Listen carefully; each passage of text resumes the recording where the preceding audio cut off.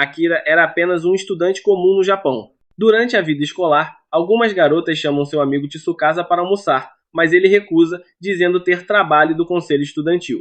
As meninas se impressionam com o quanto ele é dedicado como presidente. Em outra mesa, alguns alunos agradecem a uma garota chamada Shiori por ter ajudado com algo. Enquanto isso, Akira está lendo romances no celular quando um amigo se aproxima para conversar. O rapaz pergunta se ele gosta de Ice Sky, mas Akira responde friamente que aceita qualquer coisa de graça. O amigo dá um aceno e vai embora, pedindo que ele recomende mais histórias gratuitas se encontrar. Observando-o sair, algumas garotas comentam curiosas sobre com quem ele estava falando. Enquanto almoça, o próprio Akira se surpreende por alguém ter lhe dirigido a palavra, já que é praticamente invisível na escola. De repente, seu celular começa a falhar e uma estranha escuridão surge no teto da sala. A sombra se transforma em um círculo mágico que se espalha pelos pés dos alunos. Todos entram em pânico, enquanto o círculo os teletransporta para um enorme castelo. Confusos, eles tentam entender onde estão até que um sacerdote aparece e anuncia que o rei irá receber eles. Assim que o homem se afasta, os estudantes veem um rei e uma princesa diante deles e se perguntam quem são.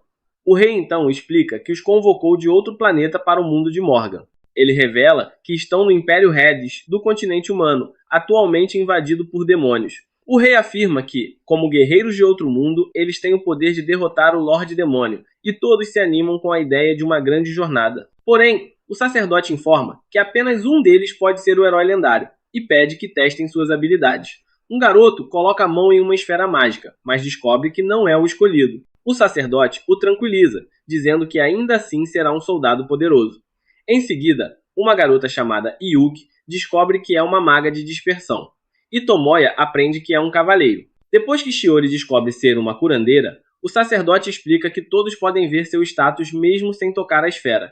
Os alunos começam a verificar suas habilidades e Nanise pergunta a Akira qual é a dele. Ele revela que é um assassino, mas se confunde ao ver que seus atributos são absurdamente altos. Logo depois, Tsukasa coloca a mão na esfera e exibe seu potencial como um herói, recebendo elogios do sacerdote e aplausos de todos os colegas. Akira, no entanto, se questiona como Tsukasa pôde ser reconhecido como herói com estatísticas tão baixas, enquanto as dele são muito superiores.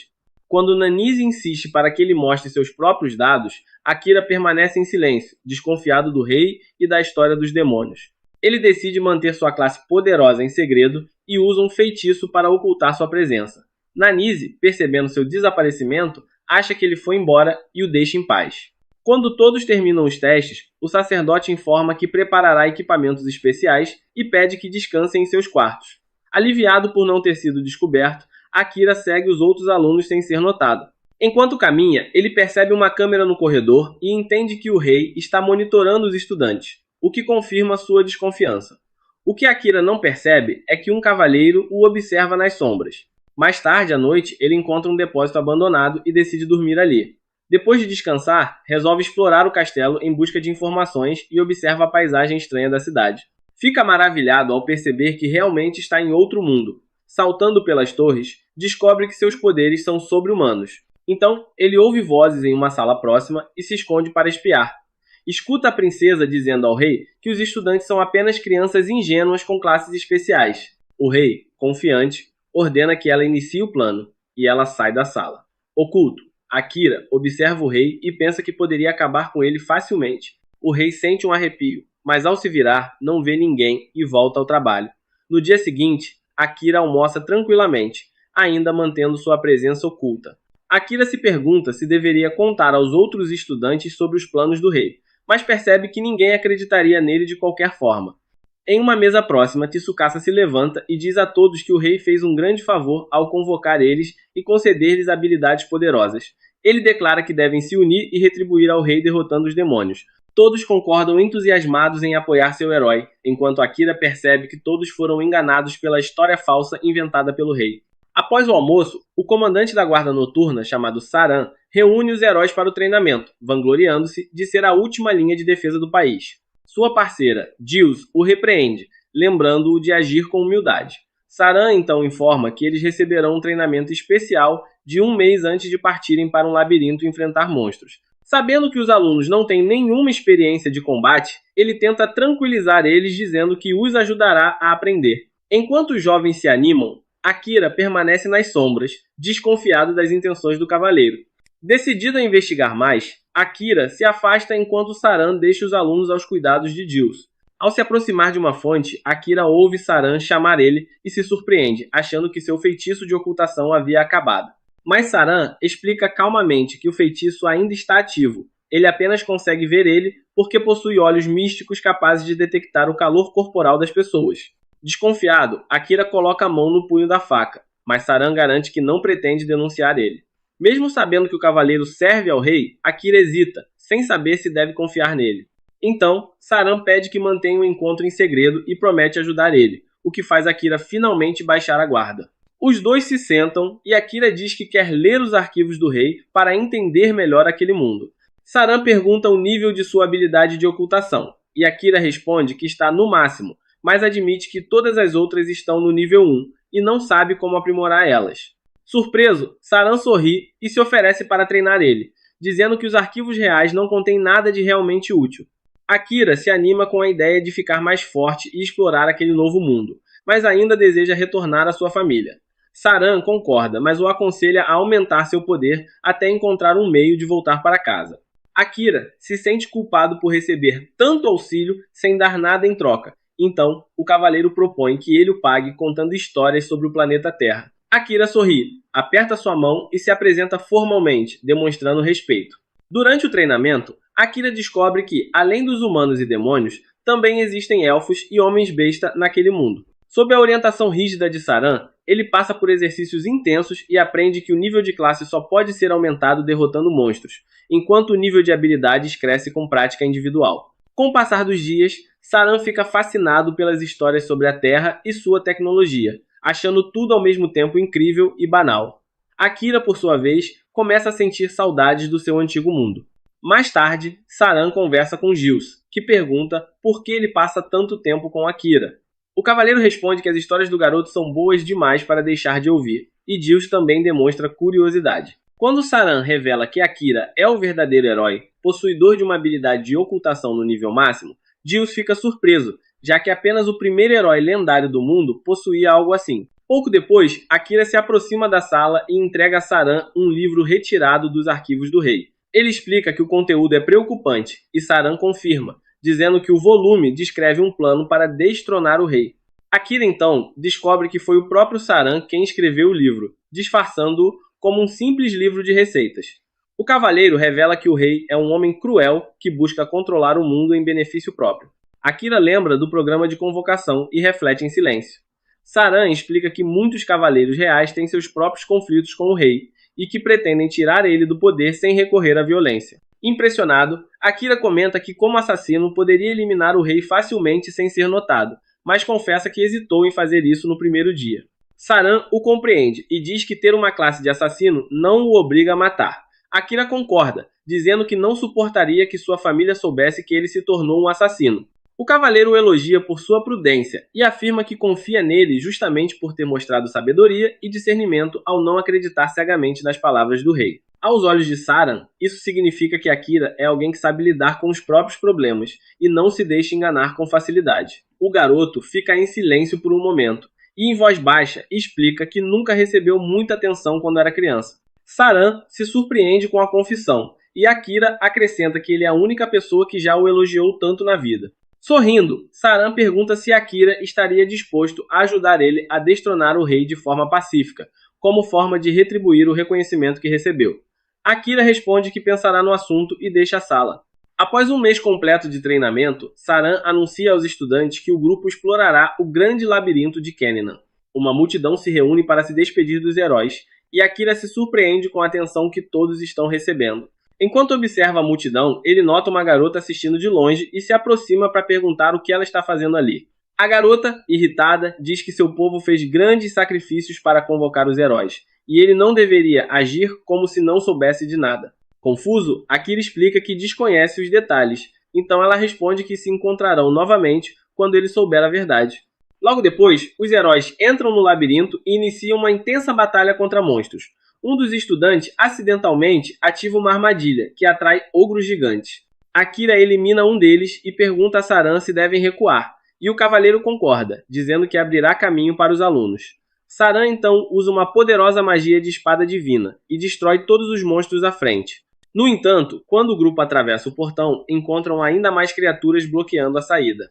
Tsukasa se lembra de uma bomba de fumaça que a princesa lidera para emergências e decide usar ela. A explosão elimina os monstros menores, mas, em meio à fumaça, surge um minotauro gigantesco e muito mais forte que os anteriores. Quando Dios entra na sala com os outros cavaleiros e vê o monstro, fica espantado que uma criatura tão poderosa apareça em um nível tão baixo. Akira avança para o ataque, esquivando-se do golpe do minotauro e subindo em seu corpo. Ele tenta atingir o inimigo, mas a pele endurecida da besta quebra sua lâmina em pedaços. Chocado, Akira desvia de outro ataque e retorna até Tsukasa, que está exausto e incapaz de lutar. Sentindo-se culpado, o herói admite que não consegue enfrentar o monstro, mas Akira o encoraja, dizendo que precisa confiar em seus companheiros. Ele lembra que todos foram treinados para lutar, mas Tsukasa entra em pânico, acreditando ter falhado como herói. Akira percebe algo estranho e pede à maga de dispersão que examine Tsukasa. A garota avança e lança um feitiço que revela e remove uma maldição demoníaca responsável por seu desespero. Com o herói recuperado, Akira se posiciona ao lado de Saran e pergunta se pode usar uma técnica específica. Saran assente e invoca um relâmpago que atordou o Minotauro diante dos estudantes atônitos. Aproveitando a brecha, Akira se move como uma sombra e surge atrás do monstro, preparando-se para liberar sua magia sombria suprema. Akira então utiliza seu poder, que é a magia das sombras, para derrotar um monstro gigantesco. Ele arrasta a criatura para o subsolo e a batalha termina com sua vitória. Em seguida, Saran se aproxima e elogia seu esforço, reconhecendo que ele está exausto, mas que se saiu muito bem. Ele agradece a Akira pela ajuda, dizendo que todos sobreviveram graças a ele. Akira responde que, na verdade, foi Saran quem o ajudou a controlar sua magia quando ela quase saiu do controle durante o treinamento. Saran comenta que nunca tinha ouvido falar de uma habilidade adicional de magia das sombras, um poder extremamente forte, porém difícil de controlar e que consome muito do usuário. Por isso, ele o alerta a só usar ela em situações realmente necessárias. Apesar disso, Saran revela que trouxe algo importante para Akira, uma espada chamada Katana, forjada pelo primeiro herói. Akira fica surpreso que ele tenha lhe dado a arma em vez do herói atual. Saran explica que o herói já possui sua própria espada sagrada e que, além disso, o rei perceberia se ele andasse com uma arma tão incomum. Akira então pergunta por que isso seria um problema, e Saran confessa que roubou a espada do arsenal real. Mesmo assim, Akira aceita o presente e agradece, perguntando o nome da lâmina. Saran diz que o nome está gravado próximo ao punho, mas ele não sabe o que significa. Quando Akira observa, vê as palavras Yato no Kami escritas, que significam Espada do Cavaleiro Celestial. Ele também encontra uma mensagem deixada pelo antigo dono, dizendo que esperava que a espada encontrasse seu sucessor e o guiasse em tempos de aflição. Akira fica animado com a ideia de um dia conhecer esse guerreiro lendário.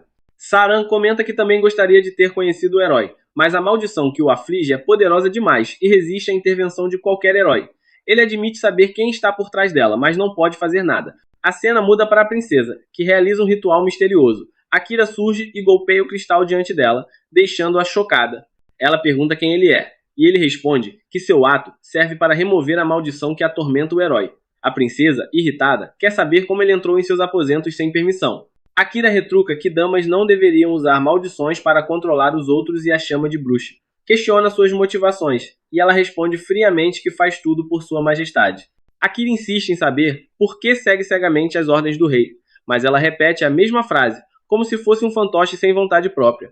Mais tarde, Akira retorna a Saran, que pergunta se ele se revelou à princesa. Akira admite que sim, pois queria entender as razões dela, mas percebeu que ela já não era mais dona de si, apenas uma marionete nas mãos do rei. Após conversarem, Saran ordena que ele vá descansar, mas o adverte para não dormir no castelo, pois a princesa amaldiçoará todos, exceto o herói. Como ela nada sabe sobre Akira, não poderá tocar ele, mas certamente tentará matar ele.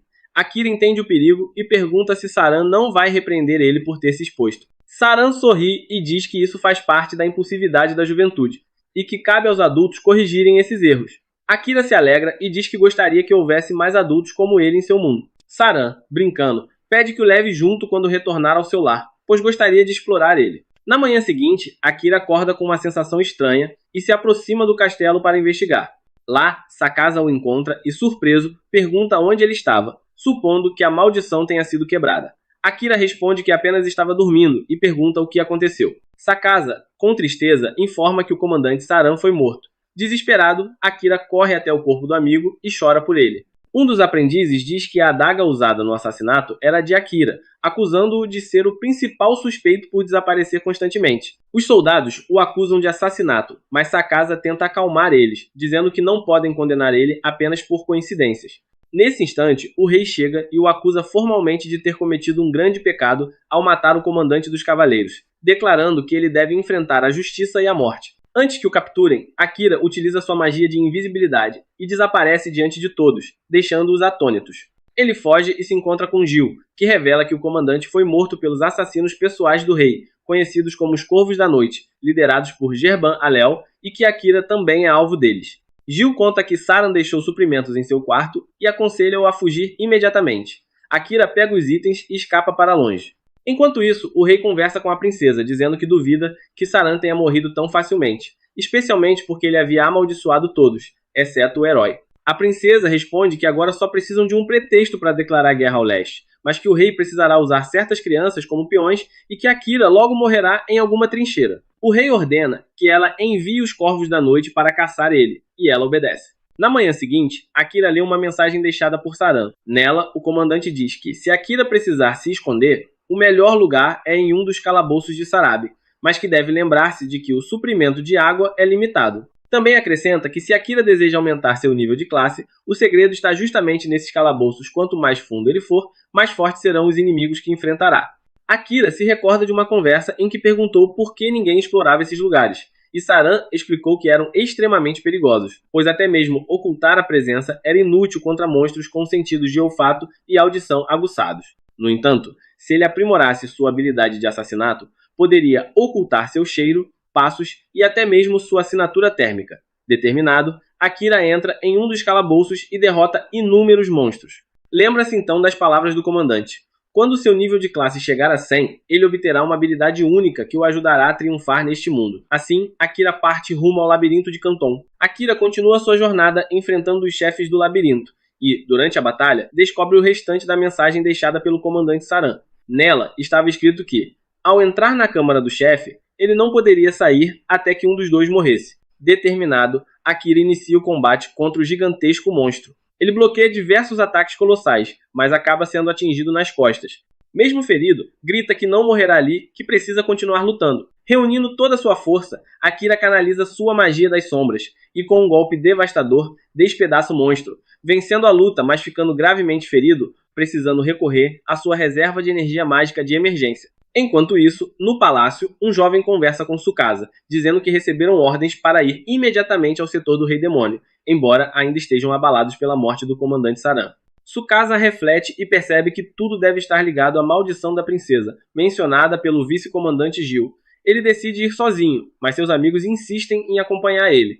Contudo, Tsukasa lembra que o próprio rei ordenou que fossem lutar contra o Rei Demônio. Uma garota do grupo afirma que acredita que todos ali estão seguros contra a maldição, pois ela é uma anuladora de magia resistente a esse tipo de feitiço, e, recentemente, tem conseguido sentir quando alguém está amaldiçoado. A Sarrina, outro membro, comenta que talvez suas ações estejam relacionadas a isso e tenta se lembrar de algo confuso. Ele recorda ter quebrado cristais em um quarto desconhecido usando uma espada, mas não compreende bem o motivo. Ele diz que manipulação é ainda mais perigosa que uma maldição quando se trata de controlar pessoas, e lamenta não ter conseguido ajudar Akira como queria, dizendo que falhou em apoiar ele, amaldiçoado ou não. A narrativa então mostra um flashback de quando a Sarrina conheceu Akira trabalhando em um certo lugar. Akira revela que evita falar com os outros porque não quer que ninguém da escola saiba, especialmente sua irmã mais nova, que está no primeiro ano. Akira desperta do sonho e percebe que estava relembrando de Asahina, desejando que ele esteja bem, assim como sua mãe, Yui. Ao se levantar, nota que não sente dor alguma e percebe que suas estatísticas aumentaram drasticamente. Ele se pergunta por que sua vida está quase completa mesmo após ter quebrado costelas e sido envenenado. Também percebe que sua magia das sombras e a habilidade adicional evoluíram 2 níveis, tornando-se mais fáceis de controlar. Sem entender completamente o que aconteceu, ele decide seguir em frente. Enquanto avança pelos andares do labirinto, Akira se depara com um enorme lodo gigante bloqueando seu caminho. Ele o destrói com um golpe explosivo, e de dentro da criatura surge uma bela garota. Ao ver ela, Akira acredita que ela é uma elfa, com o rosto mais bonito que já viu.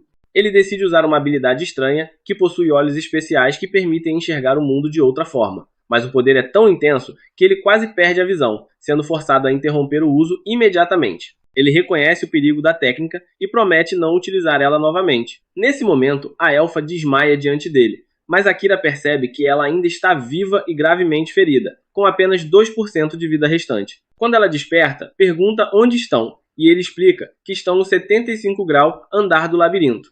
Antes que consiga responder quem é, ela volta a desmaiar e cai em seu colo, com febre alta. Akira leva a um abrigo seguro e tenta tratar ela. Mais tarde, quando acorda, ela encontra Akira preparando chá e o observa em silêncio. Ele a incentiva a beber para se aquecer, já que o frio ali é intenso. Ela admite que está com fome demais para dormir, então ele lhe serve comida quente, o que a deixa visivelmente feliz e grata. Akira cuida dela com carinho e diz que está acostumado, pois sua mãe era doente e ele sempre cuidou dela. A garota olha ao redor e nota uma inscrição na parede, perguntando se foi ele quem a escreveu. Akira confirma, dizendo que o número 69 representa seu método de rastrear o progresso, ele marca cada andar que alcança. Ela, confusa, diz que ele mencionou estar no 75 grau andar e pergunta por que desceu. Akira explica que ali era o ponto de água mais próximo e que a trouxe para esse local para garantir sua segurança. Desconfiada, ela pergunta se ele tocou seu corpo de maneira imprópria. Akira fica constrangido, mas garante que jamais faria isso, pedindo que ela descanse. Ela sorri, dizendo que é uma membro da família real e que nunca ninguém a tratou com tamanha gentileza antes. Ambos acabam adormecendo. Mais tarde, a cena mostra os dois enfrentando um enorme troll. Akira, preocupado, pergunta por que ela continua seguindo, dizendo que agora está recuperada e deveria seguir seu próprio caminho. Ela responde com um sorriso que apenas está indo na mesma direção que ele. Pouco depois, eles entram em uma nova área do labirinto e ficam paralisados diante de um gigantesco dragão que aparece de repente e os ataca com brutalidade.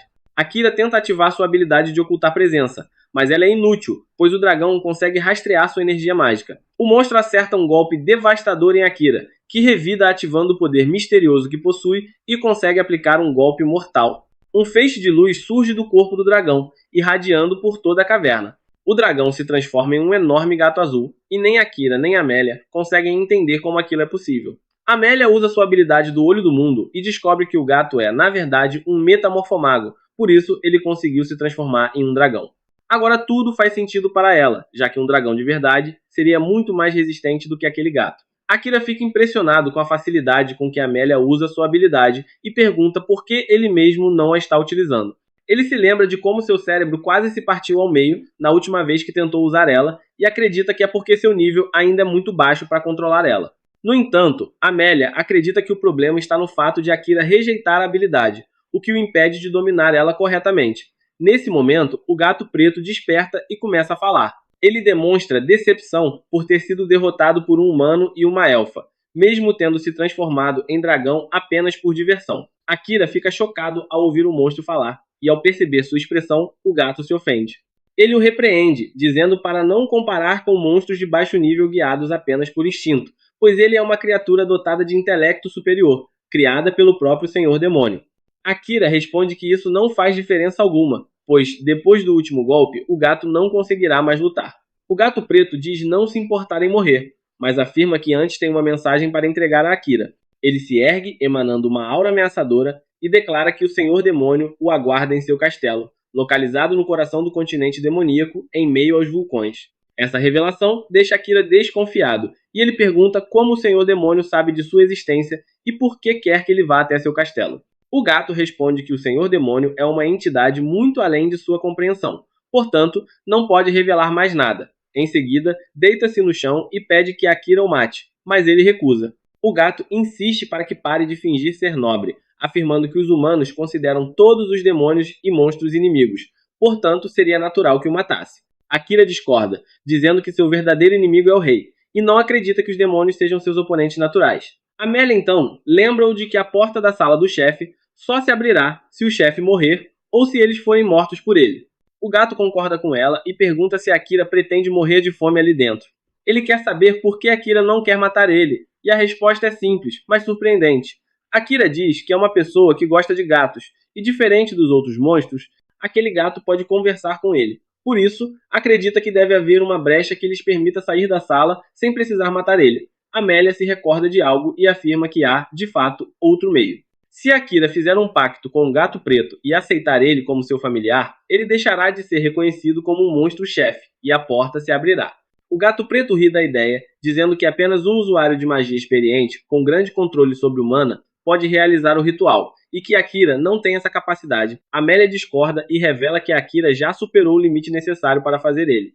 Ela lembra ao gato que Akira havia desprendido seu mana do corpo para confundir ele anteriormente, algo que apenas o primeiro herói da história foi capaz de fazer. Convicta, Amélia acredita que Akira pode realizar o ritual, mas admite não saber se ele conseguirá concluir ele com sucesso. Akira pergunta o que acontece se falhar, e o gato responde que um dos dois morrerá, ou, no pior dos casos, ambos perderão a vida.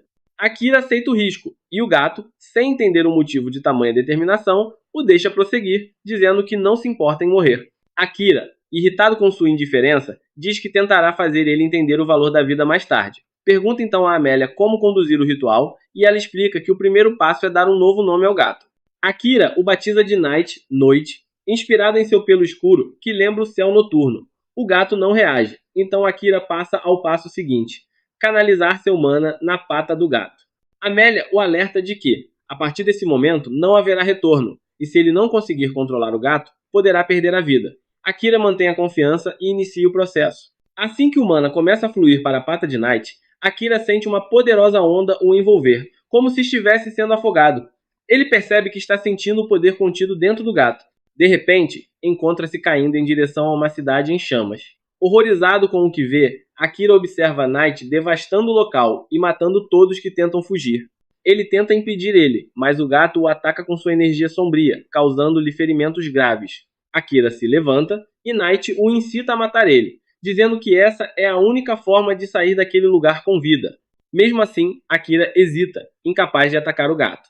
Night volta a atacar ele, atingindo-o com garras cheias de poder sombrio, e os ferimentos no mundo dos sonhos começam a refletir em seu corpo real. Forçado a reagir, Akira arremessa sua adaga, mas Night a desvia facilmente e começa a concentrar ainda mais sua energia para encerrar o combate rapidamente. Akira, em vez de atacar, corre em sua direção e se deixa ser perfurado pelas garras do gato.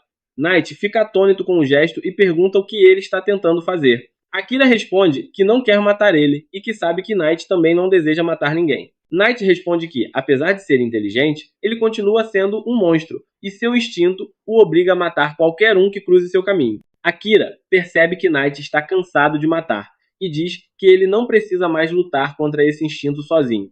Ele segura suas garras e promete cuidar dele, garantindo que nunca mais precisará fazer algo assim novamente. Lentamente, o mundo dos sonhos começa a desaparecer, e à medida que Night passa a confiar nele, seu corpo se transforma no de um gato de tamanho normal. Ele encontra conforto nos braços de Akira, enquanto o sol nasce no mundo dos sonhos, refletindo a paz que agora sente ao lado de seu novo mestre. Quando Akira desperta, percebe que o ritual de pacto funcionou, e toca Night para confirmar. Uma marca dourada surge no dorso de sua mão, e o símbolo vermelho na testa do gato torna-se dourado também. Amélia explica que essa é a marca do pacto bem-sucedido agora. A alma de Akira está ligada à de Night. O gato acorda e comenta que está curioso para ver até onde seu novo mestre conseguirá chegar. Em seguida, ele o aceita formalmente como seu dono e jura lealdade eterna. Amélia se apresenta e Night responde que, por ser companheira de seu mestre, ela também tem o respeito dele. Nesse momento, um círculo mágico aparece no chão, sinalizando que o chefe foi derrotado. Mesmo assim, Akira parece distraído, imerso em pensamentos. Ele diz que gostaria de seguir para o próximo andar logo, mas Night está ferido. O gato o tranquiliza, dizendo que a porta permanecerá aberta até que decidam usar ela. Portanto, não há necessidade de pressa. Ele decide descansar e se recuperar, e Amélia sugere que aproveitem esse tempo para se conhecerem melhor. Night concorda imediatamente, e Akira fica surpreso com a rapidez com que sua personalidade mudou. Enquanto isso, Soto e seu grupo chegam a um país fundado por um herói que também foi convocado da Terra, assim como eles. Todos ficam boquiabertos ao perceber que o lugar se parece exatamente com o Japão histórico. Cada construção, rua e vestimenta os faz sentir uma estranha nostalgia. Relaxam por um tempo antes de discutir o que farão a seguir. Soto diz que a primeira preocupação deve ser o dinheiro, pois estão a um mês de ficarem completamente falidos e sem abrigo. Um dos rapazes sugere tornarem-se aventureiros, afirmando que esse é o trabalho ideal para pessoas como eles, e Soto concorda. Em seguida, ele muda o foco para a coleta de informações, sugerindo que encontrem alguém experiente neste mundo ou busquem livros que contenham conhecimento útil. Um dos garotos suspira, dizendo esperar que exista algum livro que ensine como voltar à Terra. Contudo, Sotô acredita que derrotar o Senhor Demônio é a única forma possível de retornarem.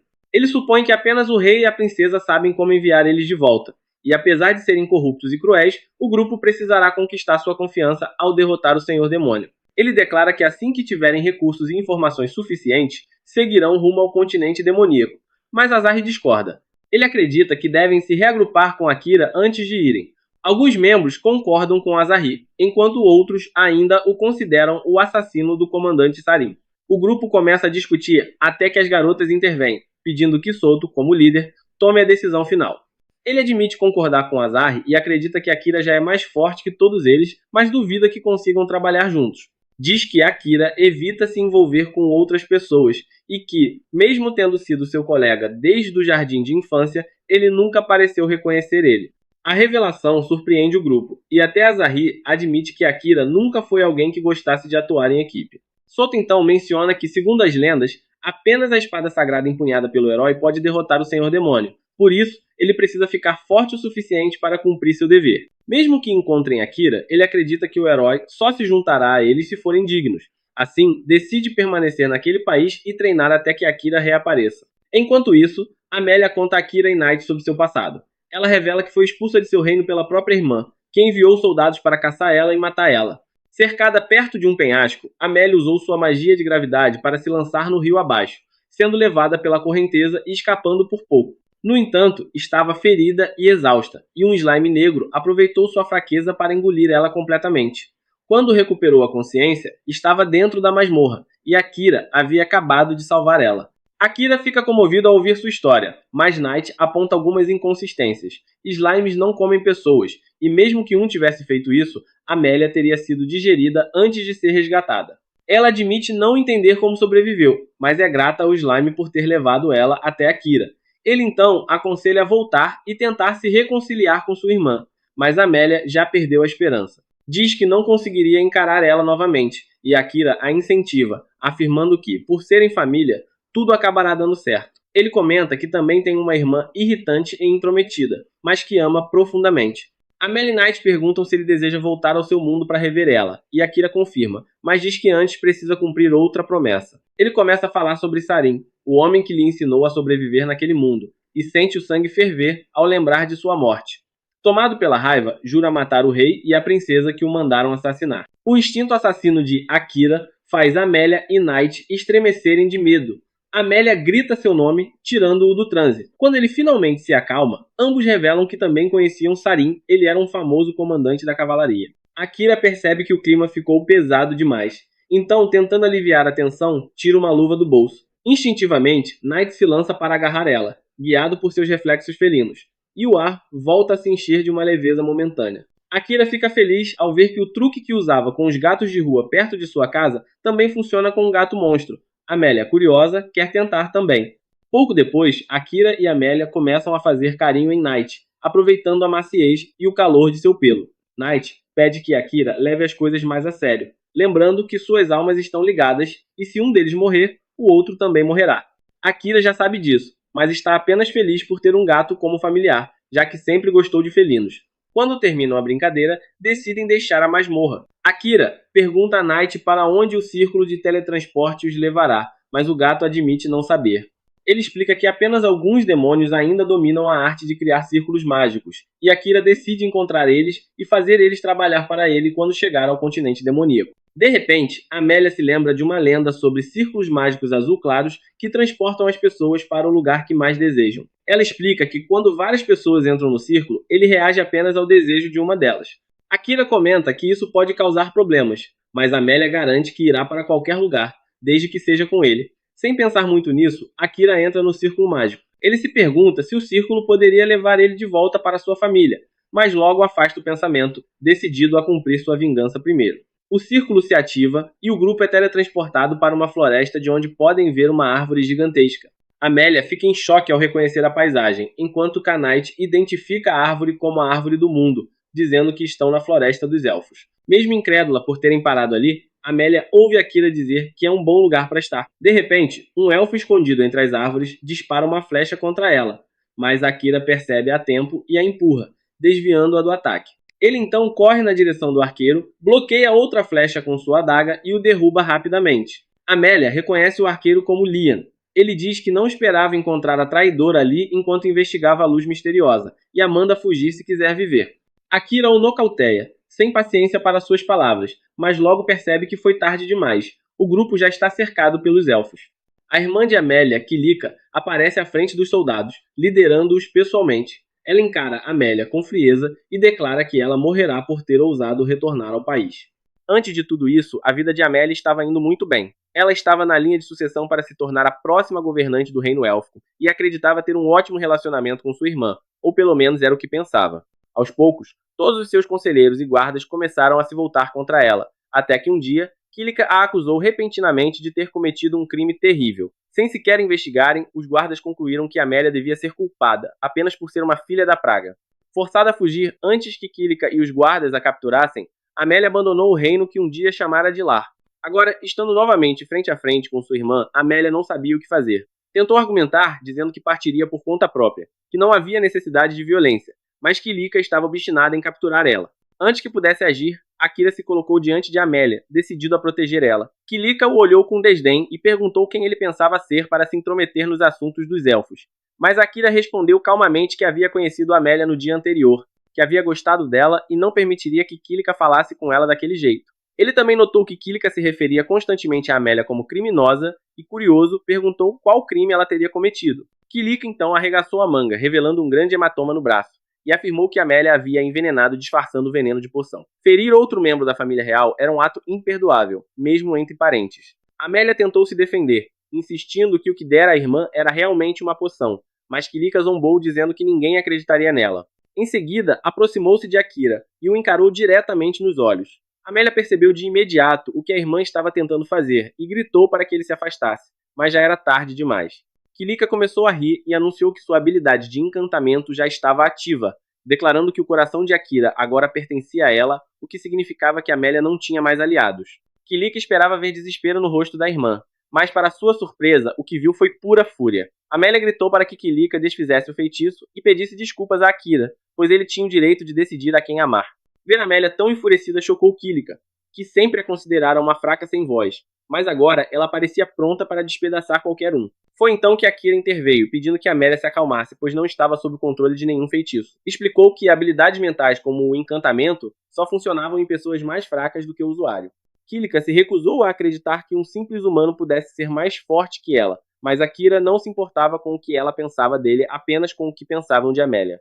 Assim, ele exigiu que Kilika retirasse as falsas acusações contra ela. Kilika perguntou o que o fazia pensar que eram falsas, e Akira respondeu que sabia que Amélia jamais desceria tão baixo a ponto de envenenar um membro da própria família. Percebendo que não conseguiria convencer Akira, Kilika ordenou aos guardas que o matassem, mas antes que pudessem atacar, o rei dos elfos apareceu, ordenando que todos baixassem as armas. Kilika ficou em choque ao ver ele ali, já que ele deveria estar em viagem de inspeção por vários meses. O rei explicou que um problema inesperado o fizera voltar antes do previsto e exigiu saber o que a filha estava fazendo ali. Antes que Kilika pudesse responder, os guardas intervieram em sua defesa, afirmando que ela não havia feito nada de errado. O rei, no entanto, percebeu imediatamente que sua filha havia usado a habilidade de encantamento para controlar eles, e ordenou que os libertasse. Em seguida, dirigiu-se a Amélia e pediu desculpas pelo que ela havia sofrido, garantindo que Kilika seria punida por seus atos. Depois disso, o rei voltou-se para Akira e ordenou que ele deixasse imediatamente as terras élficas, pois não havia motivo para um humano estar ali.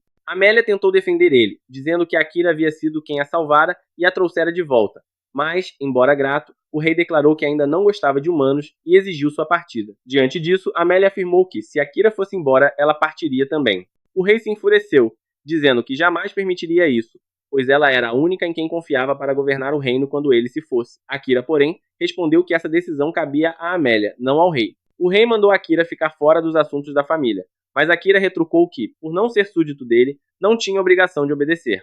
Com um olhar firme, declarou que se fosse preciso, faria o rei escutar ele à força, e o monarca percebeu, pelo que ele havia feito a Liam há pouco, que não era uma ameaça vazia.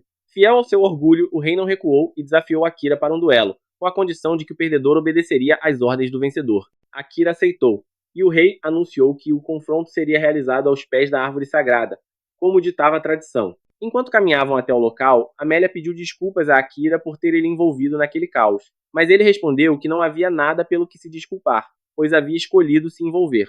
Mudando de assunto, Akira mencionou o termo filha da praga, usado por Kilika, e perguntou o que significava. Amélia explicou que havia uma antiga lenda élfica, segundo a qual, quando nasciam gêmeos, um deles seria diferente dos pais e traria desgraça à terra por isso. Era chamado de filho da praga. No passado, o gêmeo maldito era morto ao nascer, e Akira ficou surpreso ao saber que ainda havia elfos que acreditavam nessa superstição antiga. Amélia contou que, embora raramente isso fosse mencionado hoje em dia, Kilika vinha usando a lenda para isolar ela, já que seus olhos e cabelos tinham cores diferentes das do resto da família. Para Akira, era evidente que aquilo era apenas uma desculpa cruel para discriminar ela, e, com um sorriso, ele disse que achava os cabelos e olhos de Amélia lindos. Pouco depois, eles finalmente chegaram à árvore sagrada. E como foi Kilika quem começou toda aquela confusão, ela seria a oponente de Akira no duelo. Antes do combate começar, Akira decidiu que não usaria sua habilidade de ocultação, pois não haveria sentido em vencer se ninguém pudesse ver ele fazer isso claramente. Amélia o alertou de que Kilika era a espadachim mais forte entre todos os elfos, e enfrentar ela não seria fácil, ele deveria ter cuidado. Akira notou que Amélia ainda parecia ter grande respeito pela irmã, apesar de tudo o que havia acontecido. Então ela explicou que quando eram pequenas, eram muito próximas, e que independentemente de tudo, ela sempre veria Kilika como sua querida irmã. Quando o duelo começou, Kilika desembainhou sua espada, enquanto Akira escolheu lutar mantendo a lâmina na bainha. Irritada, Kilika perguntou se ele estava zombando dela por não levar a luta a sério, mas Akira respondeu calmamente que não queria correr o risco de matar ela acidentalmente. Assim que o combate teve início, Kilika avançou com uma série de golpes precisos, mirando seus pontos vitais, mas Akira desviou de todos com facilidade impressionante. Ele admitiu que Kilika realmente fazia jus ao título de espadachim mais poderosa dos elfos, mas era simplesmente rápido demais para ela, conseguindo evitar seus ataques e empurrar ela para longe. Pediu que se rendesse antes de se machucar, mas Kilika se recusou a ser menosprezada e ativou sua carta secreta. Um turbilhão de vento começou a envolver sua lâmina, e ela lançou uma rajada violenta na direção de Akira. Ele nunca havia visto nada igual e ficou surpreso por um momento, mas logo conseguiu se esquivar. Knight reconheceu a técnica de Kilika como magia de aprimoramento, e Amélia explicou que ela era a única elfa capaz de usar ela, tendo treinado até quase alcançar a perfeição.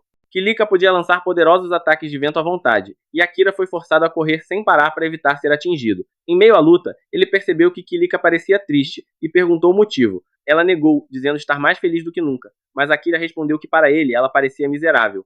Irritada com suas palavras, Kilika lançou outro ataque, que Akira desviou com facilidade, deslizando por baixo e aplicando um golpe baixo que a derrubou no chão. Quando Kilika se levantou, Akira já estava atrás dela, com a espada encostada em seu pescoço, mostrando que poderia ter matado ela se quisesse. No passado, Kilika e Amélia se davam muito bem, mas tudo mudou quando descobriram que Amélia possuía a classe de médium espiritual, uma dádiva que, dominada, podia tornar ela uma das pessoas mais poderosas do continente. A partir daquele dia, nada do que Kilika fazia parecia ser bom o bastante. Amélia tentou argumentar que aquilo não era verdade, mas Kilika estava tomada demais pela fúria para ouvir. Nesse momento, Liam se aproximou de Amélia e pediu que ela ajudasse a salvar Kilika, entregando-lhe um ramo da árvore sagrada. Amélia entendeu o que ele pretendia fazer, subiu nas costas de Knight e usou o poder do ramo para lançar um feitiço de purificação, libertando todos do encantamento de Kilika. Isso fez a elfa entrar em completo desespero. Enlouquecida, ela liberou seu ataque de vento mais poderoso, e Akira precisou usar magia das sombras para contra-atacar. Depois de um esforço intenso, ele conseguiu superar o poder dela, derrubando-a no chão e fazendo-a perder a vontade de lutar. Liam e Amélia correram até ela para verificar seu estado. Kilika, exausta, perguntou se haviam vindo zombar de sua derrota. Liam respondeu que não, que estava preocupado com ela. Mas Kilika não acreditou. Achava que, assim que o feitiço de encantamento se desfez, ele havia corrido direto para ajudar Amélia a libertar os outros. Contudo, Amélia explicou que Liam nunca estivera sob o feitiço dela. Kilika acreditou que era mentira e pediu que a exilassem ou executassem logo, pois não queria mais viver daquela forma. O rei interveio, dizendo que, se alguém devia ser punido, esse alguém era ele, pois fora o responsável por Kilika ter se tornado assim.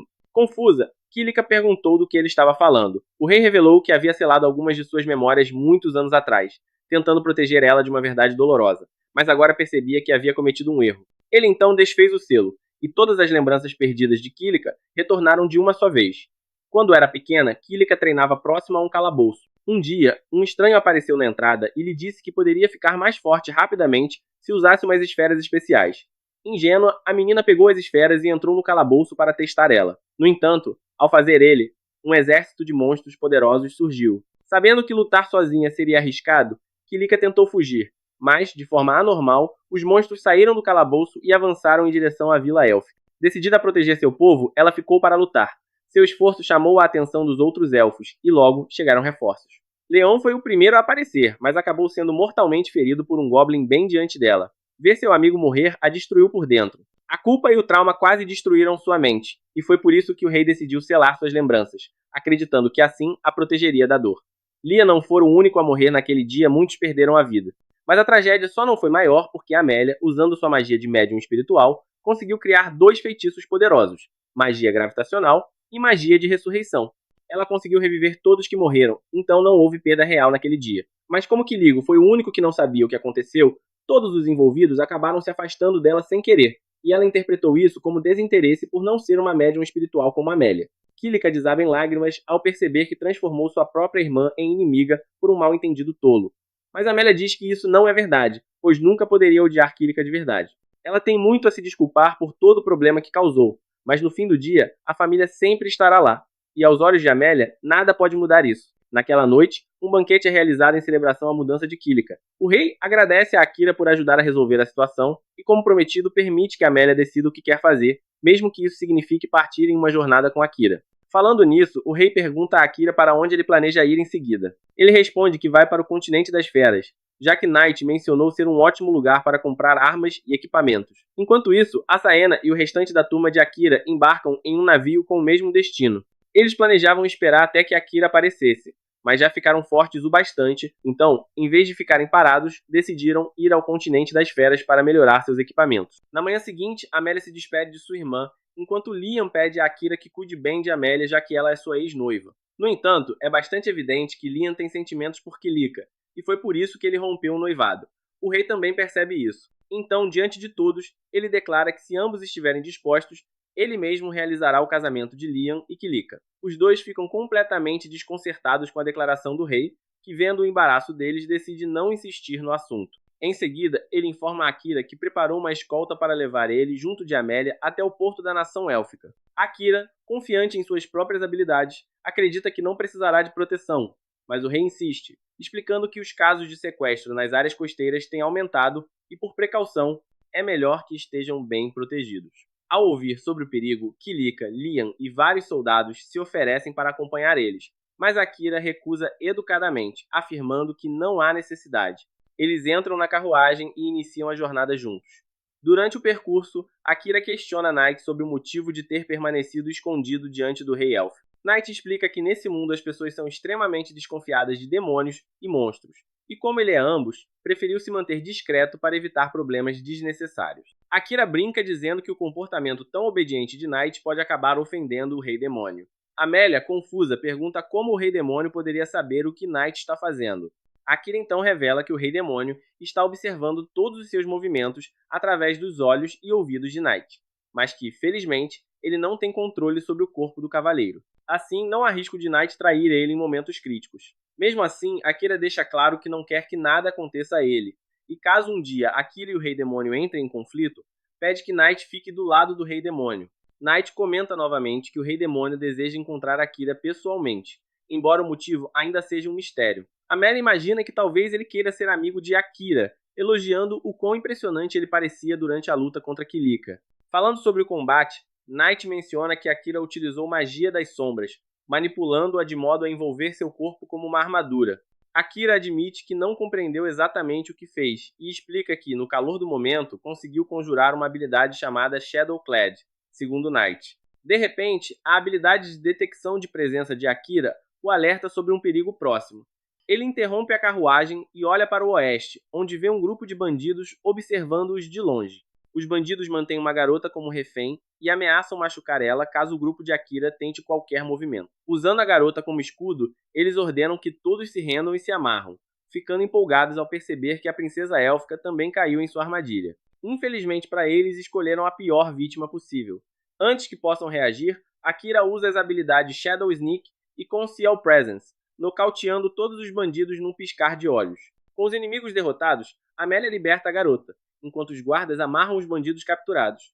Akira então os interroga e descobre que todos agiam sob as ordens de um líder chamado Lord Grain. Segundo o escolta de Amélia, Lord Grain é um nobre do reino de Uruk, a maior nação do continente dos homens bestiais. Determinado, Akira decide tornar essa caçada pessoal e promete eliminar Grain assim que chegar ao continente. Ele ordena que a escolta leve os bandidos de volta ao reino e, junto de Amélia e Knight, segue viagem até o porto, onde embarcam rumo ao continente dos Beast Folk. Durante a viagem de navio, Amélia pergunta por que Akira está tão interessado em conseguir armas, já que ele parece ser poderoso bastante. Akira explica que seu objetivo é vingar o comandante Sauron, e para isso precisa estar preparado para lutar contra um reino inteiro, não pode cometer nenhum erro. Como Akira deseja se fortalecer ainda mais, Knight sugere explorar a masmorra que existe na cidade portuária do continente Beastfolk. Akira considera a ideia, mas, como ainda faltam vários dias até chegarem ao destino, tudo o que pode fazer por agora é relaxar e aproveitar a viagem como um gato despreocupado. Enquanto isso, Amélia observa o mar com um sorriso tranquilo e comenta o quanto está feliz por ter decidido acompanhar Akira nessa jornada. Como era sua primeira viagem de navio, Amélia, completamente apaixonada por Akira, mal podia esperar para passar mais tempo com ele, assistir ao pôr do sol juntos e deitar sob o céu estrelado. Enquanto a garota sonhadora imaginava cenários românticos que jamais aconteceriam, Akira a ignorava completamente, imerso na leitura de um livro entediante que havia recebido de presente do Rei Elf. Mais tarde, naquela mesma noite, sob as estrelas brilhantes, Akira ainda estava concentrado no livro, enquanto a pobre Amélia dormia sozinha. O restante da viagem seguiu sem grandes emoções, e logo o navio chegou à cidade portuária de Brut, no continente dos Homens Bestiais. Assim que desembarca, Akira percebe que apenas humanos estão realizando os trabalhos pesados, o que indica claramente que os Homens Bestiais pertencem à classe dominante daquele lugar. Pouco depois, alguns brutamontes Beastmen se aproximam de Akira e o ameaçam, exigindo que ele entregue Amélia. Akira, sem paciência para lidar com esse tipo de gente, utiliza sua magia das sombras para cegar eles, poupando suas vidas apenas para não chamar a atenção desnecessária. Seguindo viagem, ele nota que as pessoas ao redor os olham com receio por causa de Knight, o gato negro de pelagem azulada que anda à frente dele. Knight explica que gatos pretos são temidos e desprezados naquele continente, embora o motivo seja complexo demais para perder tempo explicando. Enquanto isso, em outro lugar, a maga que Akira havia encontrado semanas antes no continente humano continua espionando-o em segredo. Ainda assim, Akira consegue encontrar uma estalagem decente e se acomoda com Amélia e Knight confortavelmente. Após o jantar, ele decide dormir cedo, deixando Amélia frustrada ao perceber que o quarto possuía 2 camas em vez de uma. Em tom tímido, Amélia sugere a Akira que só precisam de uma cama, o que deixa tanto ele quanto Knight completamente sem graça. Entendendo as intenções da elfa, Knight sai do quarto rapidamente, dizendo que eles podem fazer o que precisarem. Amélia agradece mentalmente por ele ter lhes dado privacidade e vai tomar um banho, esperançosa de que algo especial aconteça depois. No entanto, ao sair do banheiro, encontra Akira dormindo profundamente. Sem coragem de acordá-lo, ela apenas deposita um beijo suave em sua bochecha e deita ao seu lado na mesma cama. É então que Akira revela, em pensamento, que não está realmente dormindo apenas fingindo, pois deseja permanecer virgem para sempre. Na manhã seguinte, Knight retorna animado, esperando que seu mestre tivesse passado uma noite divertida com Amélia. Para sua decepção, percebe que nada aconteceu, e comenta consigo mesmo que seu mestre é um verdadeiro fracassado. De qualquer forma, não há tempo a perder, pois, segundo ele, um visitante importante está a caminho. O visitante é Crow, um ferreiro que Knight pessoalmente escolheu para aprimorar as armas de Akira. Knight explica que Crow é o melhor artesão de todo o continente, e foi por isso que sugeriu que Akira viesse até ali. Normalmente, Crow não aceita qualquer cliente, mas, devido ao pedido de Knight, conhecido como o Pesadelo de Adlia, não pôde recusar. Crow observa atentamente a espada de Akira e percebe que ela está danificada em vários pontos. Felizmente, garante que é capaz de consertar ela, e anota o orçamento necessário. Akira concorda e ainda pede que Crow fabrique 20 armas de arremesso apropriadas para assassinos. Ao perceber isso, Crow comenta que Akira provavelmente é um assassino, mas diz que ele não saberá usar direito as armas, já que parece inexperiente. As palavras dele ofendem Amélia, mas Akira não se importa, reconhecendo que realmente ainda lhe falta prática em combate. Além disso, Crow havia sido membro do antigo grupo do Herói Lendário, o que prova que entende de batalhas. Por isso, aceita o trabalho e entrega a Akira uma lista de materiais e o valor necessário para reparar a espada e forjar as novas armas. O método mais simples para obter os materiais seria explorar a masmorra sobre a cidade, e Akira decide ir até lá. Enquanto isso, Amélia resolve ir ao encontro de Crow, o que desperta a curiosidade de Akira. Knight acompanha a elfa, e juntos vão até a forja, onde Amélia vai direto ao ponto. Ela menciona que o grupo do antigo herói perdeu para o Rei Demônio e que apenas o herói e um Beastman voltaram vivos. Crow entende aonde ela quer chegar e admite que ele e o herói realmente falharam em salvar a elfa que fazia parte da equipe. Amélia acredita que Crow é muito forte por ter escapado da ira do Rei Demônio, e por isso pede que ele a ensine a lutar, pois deseja lutar ao lado de Akira. Crow recusa imediatamente e pede a Night que a leve embora, chamando-o novamente de Pesadelo de Adlia. Curiosa, Amélia pergunta o que esse título significa, e Night explica que recebeu esse nome há 100 anos, quando o continente dos homens bestiais tentou invadir o território demoníaco. Então, em resposta, o Rei Demônio decidiu atacar a cidade mais próspera do povo bestial, Adlia, e enviou Night para lá. A única tarefa de Night era avisar os líderes de Adlia, mas tragicamente os instintos demoníacos de Night tomaram conta dele, fazendo-o perder o controle e aniquilar completamente tudo. Desde aquele dia, os homens besta passaram a se referir a Night como o Pesadelo de Adlia. E como Night é um gato preto, eles passaram a temer gatos pretos, acreditando que o Pesadelo de Adlia poderia estar disfarçado como um deles. Akira, do quarto do hotel, ouve a história de Night telepaticamente e passa a simpatizar ainda mais com ele após descobrir os detalhes. Night, por outro lado, continua afirmando que não queria mais existir desde então. Mas, depois de formar um contrato com Akira, ele se sente diferente e promete que mudou de vida. Do ponto de vista de Night, a história termina aqui, mas Crow afirma que há mais do que isso. Aparentemente, o desastre do Pesadelo de Adlia aconteceu depois que Crow perdeu a batalha contra o Rei Demônio. E pior ainda, a irmã de Crow morreu, mas não por causa de Night. Na verdade, a irmã de Crow sobreviveu, e estava entre os poucos que tentavam salvar os feridos debaixo dos escombros. Um nobre visconde tentava escapar e ordenou que seus magos abrissem caminho matando seus próprios compatriotas, junto com os destroços, sem hesitar. Esse nobre também tirou a vida da irmã de Crow, e esse nobre não era outro senão Royal Graham. Crow quis se vingar, mas sabendo que sua irmã desejaria paz acima de tudo, se conteve e passou a viver como um simples ferreiro. Embora normalmente se diria que ele estava no caminho certo, Amélia tenta influenciar ele a buscar vingança. Crow, no entanto, não quer mais falar sobre o assunto e manda os dois embora. Mas, quando estão prestes a retornar à cidade, uma grande explosão ocorre no centro, liberando dezenas de espíritos malignos. O responsável por essa calamidade é o mesmo homem que enganou Kilika a invocar monstros décadas atrás, o que levou à morte de Liam e à separação das princesas gêmeas. Amélia o reconhece e exige saber quem ele é. O homem se apresenta orgulhosamente como Arun, um subordinado do Rei Demônio. Aparentemente, ele recebeu ordens para matar todos na cidade, exceto Amélia e Akira. Mas sabendo que Amélia tentaria frustrar seus planos, Arun a cerca com seus monstros para impedir que ela use algum truque. Enquanto isso, Akira derrota qualquer monstro que cruza seu caminho. Ao saber telepaticamente por Night que Amélia está em perigo, Akira corre imediatamente para o local onde estão Amélia e Arun. Quando chega lá, descobre que Amélia já foi levada por Arun para dentro da masmorra. Percebendo que o vilão pretende manter ela viva, Akira decide lidar primeiro com a calamidade, ativando sua habilidade suprema, Shadow Hell, que libera uma quantidade massiva de aura sombria, consumindo todos os monstros em seu raio de alcance. Essa habilidade especial drena completamente o mana de Akira, fazendo com que ele desmaie inconsciente neste momento crítico. Night observava tudo aquilo do céu. Assim que Akira desabou, ele correu até seu lado. Sem saber como ajudar ele, ouviu de repente a voz do sistema que servia a Akira, dizendo que ele havia usado mais mana do que seu corpo podia suportar.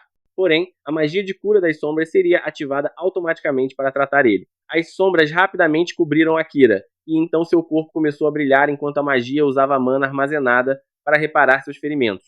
Night apenas observava aquilo, surpreso e maravilhado, sem entender o que acabara de acontecer. Depois de um dia inteiro, Akira acordou de um salto e perguntou a Night onde estava. Ele respondeu que o levou até a casa de Crow após ele desmaiar.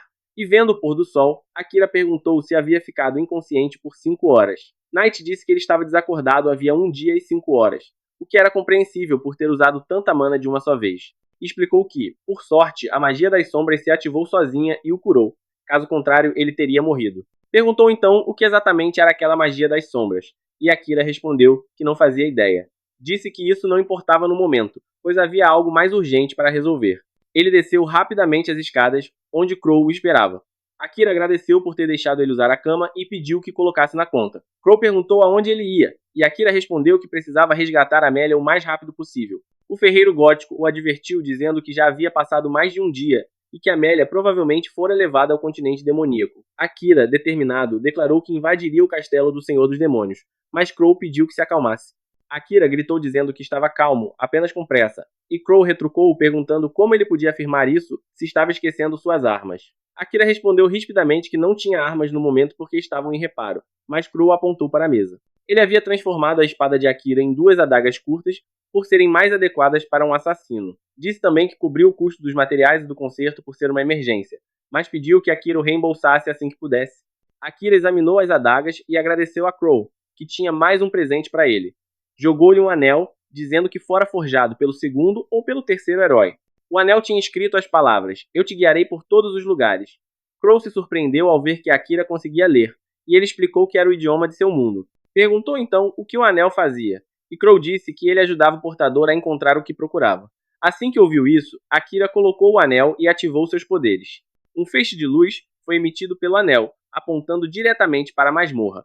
Crow comentou que ele tinha sorte de os demônios ainda não terem levado Amélia para o reino demoníaco. Akira equipou-se imediatamente e partiu em direção à masmorra, montado nas costas de Knight, que pediu que ele não fosse imprudente como no dia anterior. Akira concordou, dizendo que não deveria ter arriscado sua vida de forma tão precipitada, pois isso também poderia ter custado a vida de Knight. Knight respondeu que não se preocupava consigo mesmo, apenas não queria ver Akira se machucar. Enquanto isso, Amélia estava na masmorra, exausta e ferida. O demônio chamado Orun falava com ela de forma animada, dizendo que as coisas estavam indo muito bem. Ele revelou que os demônios possuíam um feitiço capaz de controlar monstros, mas estava curioso para saber como ele afetava humanos e outras raças. Enviou então uma centopeia voadora em direção a Amélia, dizendo que, graças a ela, descobriu que o feitiço especial não conseguia controlar elfos, mas podia deixar eles imóveis. Reunindo forças, Amélia perguntou por que ele a mantinha ali. Orun respondeu que apenas demônios de segunda classe ou superiores podiam usar magia de teletransporte, mas infelizmente ele era apenas de terceira classe e não tinha essa habilidade. Por isso, estava esperando seu chefe chegar para levar eles ao continente demoníaco com o feitiço de teletransporte. Disse que não sabia quando ele viria, mas também não tinha pressa, pois estava se divertindo conversando com Amélia. Garantiu que ela podia fazer qualquer pergunta e ele responderia honestamente. Estava confiante de que, mesmo que Akira aparecesse antes de seu chefe e Amélia lhe contasse tudo, ele não teria chance de vencer ele. No entanto, assegurou-lhe que ela não seria ferida, já que precisava entregar ela ao Senhor dos Demônios em perfeitas condições. Ao mesmo tempo, Akira continuava procurando por Amélia, e o anel seguia apontando para a masmorra. Decidido a acelerar, ele foi interrompido por uma feiticeira encapuzada que apareceu pedindo para acompanhar ele. Akira lembrou-se dela como a perseguidora que o seguia, e assim que a garota peluda pediu para ir junto resgatar Amélia, ele a agarrou pela gola, exigindo que dissesse como sabia sobre Amélia. Avisou que, se a considerasse perigosa, a mataria ali mesmo. A garota explicou sobre sua habilidade de rastreamento espiritual, que usou para seguir Amélia até ela desaparecer na masmorra, e depois para localizar Akira indo na mesma direção. Disse que queria ajudar ele, e Knight confirmou que ela não estava mentindo. Então Akira soltou e perguntou por que ela queria ir junto. A garota se apresentou como Lea, a primeira princesa da nação das feras de Uruk. Disse que soube que o Senhor dos Demônios estava mirando Amélia, e veio avisar a ela e a Akira. No entanto, achou que ele não acreditaria em uma estranha sem provas, então decidiu apenas observar ele até o ataque dos demônios no dia anterior. Akira ainda não confiava totalmente nela, então usou sua habilidade Olho do Mundo e descobriu que ela dizia a verdade. Perguntou então o que fazia sua habilidade de barreira espiritual, e Lia se assustou, perguntando como ele sabia sobre seus poderes. Akira ordenou que apenas respondesse. Lea explicou que barreiras normais podiam ser aplicadas em locais fixos, mas sua barreira espiritual podia ser aplicada também em alvos móveis. Akira perguntou se ela poderia aplicar ela em pessoas, e Lia confirmou que sim. Lea diz a Akira que sua habilidade será extremamente útil para ele. Em seguida, revela que o Senhor dos Demônios está atrás da magia de ressurreição de Amélia, e que eles não podem deixar ele obter ela. Akira fica chocado com isso, e imediatamente sobe nas costas de Knight, ordenando que Lia o acompanhe. Knight pergunta se ele tem certeza de que podem confiar na garota, e Akira responde que precisam do poder dela para resgatar Amélia, não tendo outra escolha no momento. Enquanto isso, Amélia também descobre o plano do Senhor dos Demônios e fica bastante surpresa.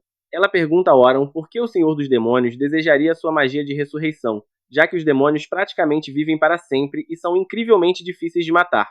Orun concorda, dizendo que também não vê muito sentido nesse poder, já que não pode ser usado em alguém que esteja morto há muito tempo e ainda possui um tempo de recarga extremamente longo. Amélia pergunta como ele sabe tanto sobre o assunto, e Orun responde que simplesmente sabe. Ele afirma que, quando Akira morrer em suas mãos em breve, ela não poderá salvar ele com um feitiço de ressurreição, pois já o usou em si mesma. Fala animadamente sobre como quer ver as lágrimas de Amélia ao presenciar a morte de Akira e espera que sejam ainda mais abundantes do que as de Kirika quando Liam morreu por culpa dela. Enquanto isso, Akira segue a caminho da masmorra. Ele sente que já viu Lia antes, logo após ter sido invocado, e pede que ela conte o que fazia ali. Leia então começa sua história, explicando que era uma garota comum de uma vila pacífica, até que um dia um lodo negro apareceu e devorou toda sua família e seu vilarejo. Ela acredita que alguém modificou aquele lodo com magia proibida e o soltou de propósito. Desde então, jurou encontrar o responsável. Akira percebe que o mesmo lodo que engoliu Amélia deve ter sido aquele. Leia revela que foi a única sobrevivente de sua vila, e que devido às suas habilidades raras, a família real a adotou e a tornou princesa. Usando sua nova posição, ela investigou o incidente e descobriu ligações com o país que havia invocado Akira e outros heróis. Diz que muitos humanos e Homem-Esfera desapareceram nos últimos anos, e foram usados como sacrifício para o ritual de invocação. Leia acredita que sua família estava entre os sacrificados, e por isso queria observar de perto o herói que foi trazido ao mundo à custa dessas vidas. Akira responde que também é um dos convocados de outro mundo, mas Lia garante que não sente rancor dele. Seu ódio é apenas pelo rei e pela princesa responsáveis pelo ritual. Akira, por sua vez, admite que também tem ressentimentos profundos contra eles. Ele se recusa a acreditar que o rei os tenha invocado para lutar contra uma invasão demoníaca, e Knight concorda com ele. Knight explica que os demônios não tentaram invadir nenhum país no último século, e que as outras raças simplesmente os rotulam como uma espécie maligna que só busca violência. Logo depois, eles chegam à entrada da masmorra, e Knight explica que precisam eliminar uma certa quantidade de monstros em cada andar para prosseguir. Essa regra foi criada pelo primeiro Senhor dos Demônios, o fundador de todas as masmorras, e não há como burlar ela. Akira comenta que, se seguirem um método normal, isso levará muito tempo, então decidirá usar magia das sombras para acelerar o processo. Knight o adverte que ele ficará exausto antes mesmo de alcançar o demônio, mas Akira responde que não há outra opção. Knight então propõe uma alternativa. Ele cuidará dos monstros menores enquanto Akira preserva sua energia para a luta final. Contudo, ele teme perder o controle durante o combate e acabar ferindo seu mestre. Akira o tranquiliza, prometendo que garantirá que isso não aconteça. Pedindo sua ajuda, Knight se transforma em sua forma de 3 cabeças, varrendo hordas de monstros com seu sopro de fogo enquanto avança pelos corredores. Em meio à destruição, Knight começa a perder o controle e se chocar contra as paredes. Akira o chama, pedindo que se acalme, e sua voz alcança Knight, que sente como se estivesse flutuando em um vasto oceano. Ele se sente melhor ao ouvir Akira e pede que continue chamando seu nome, pois isso o ajuda a manter o controle. Akira acha aquilo um pouco suspeito, mas obedece e continua falando com ele. Enquanto correm pela masmorra, Akira pede que Knight lhe conte mais sobre o ódio das outras raças pelos demônios. Knight explica que tudo começou com o primeiro Senhor dos Demônios, que, ressentido por ter sido expulso para o continente árido e atacado por outras raças, tornou-se o símbolo do mal supremo. Desde então, espalhou-se a crença de que apenas um herói poderia deter ele. Enquanto Knight continua exterminando monstros, ele comenta que a maioria dos Senhores dos Demônios não tentou atacar os humanos. No entanto, algumas gerações atrás, um tolo que queria fama matou a esposa de um deles. Esse Senhor dos Demônios era um homem pacífico e devotado à família, mas ao perder sua esposa, tornou-se um verdadeiro flagelo. Akira sente pena dele, mas decide que, se for realmente o responsável pelo sequestro de Amélia, ele pagará caro. Knight concorda, mas pede que Akira lembre que nem todos os demônios são iguais. Alguns são cruéis e desejam destruir todas as outras raças, enquanto outros apenas querem viver em paz. Akira promete lembrar disso e logo depois eles chegam ao salão onde Amélia está presa. Akira imediatamente confronta o demônio, dizendo que levará Amélia de volta, e ordena que Lia lance uma barreira sobre ela. Nesse momento, Knight retorna à sua forma normal, e Orun, o demônio, comenta com ironia que está impressionado com a rapidez com que a mão direita do Senhor dos Demônios trouxe o assassino até ali. Knight não dá atenção às provocações e pede desculpas a Akira, dizendo que não poderá ajudar ele por um tempo. Até mesmo Amélia se desculpa por ter envolvido ele naquela confusão, mas Akira diz aos dois para se acalmarem. Ele garante a Amélia que não deixará ninguém levar ela e empunha suas adagas. Orun também invoca suas armas, dizendo que Akira perderá aquela batalha e sua vida junto. Knight lembra que o Senhor dos Demônios havia ordenado que trouxessem Akira vivo, mas Orun responde que suas instruções eram apenas para trazer Amélia com vida. Se Akira tentasse interferir, deveria matar ele. Knight fica incrédulo ao perceber que o Senhor dos Demônios teria mudado de ideia assim. Enquanto eles discutem, Akira aproveita a distração e se aproxima silenciosamente de Orun, atacando-o pelas costas. O demônio bloqueia facilmente o golpe e contra-ataca, estendendo sua lança e cortando a perna de Akira. Mesmo ferido, Akira continua atacando sem piedade, mas nenhum de seus golpes consegue atravessar a defesa de Orun, que encara o combate como uma brincadeira. O demônio o fere repetidas vezes e, entediado, decide encerrar a luta, dizendo que ela foi menos divertida do que esperava. Akira, porém, declara que será ele quem a terminará, ativando sua magia das sombras. As sombras se espalham pelos locais onde seu sangue caiu, e Akira usa uma habilidade especial para invocar bestas sombrias a partir dele próprio. Todos ficam atônitos ao ver aquilo, e Orun tem dificuldade em lidar com as criaturas que o atacam por todos os lados. Enquanto ele tenta conter os lobos sombrios, Akira avança e corta seu braço e sua perna, fazendo-o deixar cair a arma. No entanto, Akira está exausto, e Orun ainda tem truques guardados. O demônio toca sua flauta sinistra, convocando os monstros sob seu comando para lutar. Akira entra em pânico ao ver o enxame se aproximando, pois sua magia das sombras ainda está em recarga e ele não tem como se defender. Os monstros concentram energia para disparar um feixe devastador contra ele, mas Lia usa todas as suas forças para criar uma enorme barreira ao redor de Akira antes de desmaiar. A barreira absorve o impacto dos ataques e quando os monstros tentam se aproximar para um combate corpo a corpo, ela reflete as investidas de volta contra eles, explodindo suas cabeças. Logo depois, Amélia se aproxima de Akira, dizendo que pode se mover novamente, pois Orun enfraqueceu. Ela se esconde atrás dele, enquanto Orun admite estar decepcionado consigo mesmo. Akira aponta sua adaga para o inimigo, mas hesita em desferir o golpe final. Orun o provoca, dizendo para se apressar e zombando do fato de um assassino não conseguir matar um alvo indefeso. Akira hesita, questionando como poderia matar alguém que se parece tanto com um humano, até que de repente o chefe de Orun se teleporta para o local. Ele não fica nada satisfeito ao ver que Orun perdeu a batalha. Akira e seus companheiros ficam paralisados de medo, conscientes de que não tem chance contra um demônio de segunda classe. E é aí que o vídeo termina.